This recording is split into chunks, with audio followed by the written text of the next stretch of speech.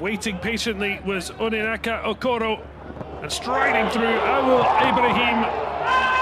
His first touch opened up the opportunity. The number 9 pulling out to drag Ryan Bukadida with him.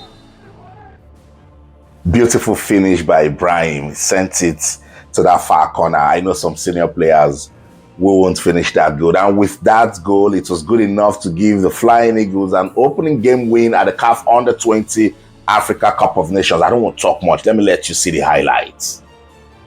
Group B finally underway at this Under-20 Africa Cup of Nations from Egypt. Couldn't keep his header down. Another header at the other end. Nothing. And then the midfielder won the ball, decided to have a go. But again, Zuegi, Daniel Mamiei, and waiting patiently was Onyeka Okoro, and striding through Awul Ibrahim. His first touch opened up the opportunity, and then he finished with confidence. Great movement from Kaparobo Arieri, though, the number 9 pulling out to drag Ryan Bukadida with him. And there is the half-time whistle. Went off late in a 2-1 victory over the Gambia that he couldn't keep down. Is there an opportunity for an early hit back for Tunisia? No, that they're just one behind, and they've got a big chance here if the flag stays down. Well, somehow Dubat down the line, and it's come back for the left back, but it's a great reverse ball.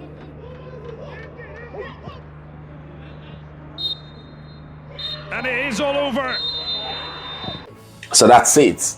As I said, important win for the Flying Eagles. I've heard a lot of, should I say, soft criticism. People saying that they don't care about the performance, that it was just the results they needed. I still believe, I'm an advocate of football development, that at this level, development should be the focus. And if you put Nigeria and Tunisia side by side, Tunisia as a country, they've done more than enough for football development than Nigeria, you know, particularly at this level. So you can tell that it was just talent that gave Nigeria the win. Ibrahim's goal gave him also the Man of the Match award. I thought he had a decent game, and that goal, I mean, take a look at it again. It was a very cool, calm, collected, fantastic finish. I love it so much. So that's it.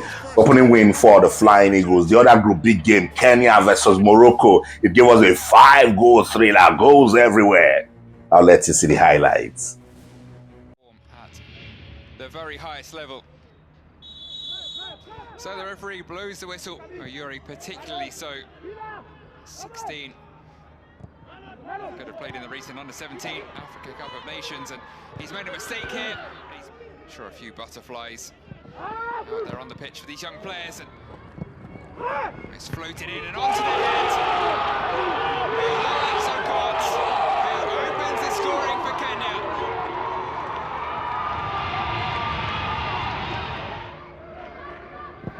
Yeah, will head goalwards.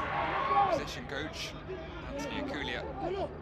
Probably on your screen on this occasion to rip up his half-time team talk. He might have to do that. The flag has stayed down, but the referee has blown for a foul.